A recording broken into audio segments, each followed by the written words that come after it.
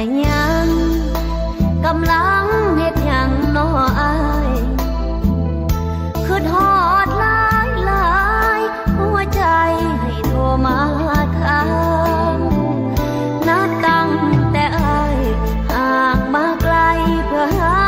งานทำซื้อบัตรเติมเงินประจำมือถือโทรตามถามใจงานหนักบ่อายเจ้านายใจดีอยู่บ่ถ้าจ้างเคยขอได้ตามที่รอบ้างไหม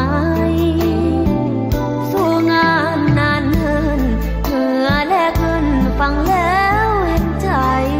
สุขภาพพลาหน้าไหมเป็นจังใดห่วงใยเหลือเกินใช้บัตรเติมเงินให้กลายเป็นบัตรเติมใจโทรศัพท์มาซับเพื่ออาย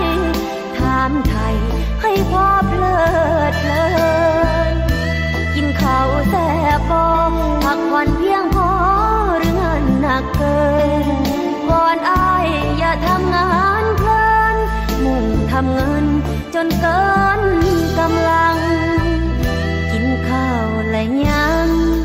อีกครั้งกับคำถามนี้เป็นห่วงอีหลีคนดีที่ใจเฝ้าหวังเหตุงานสายบัตรเติมใจน้องใกล้หมดตังเอาไว้มือใดว่างๆคอยมานั่งกินข้าวนำกัน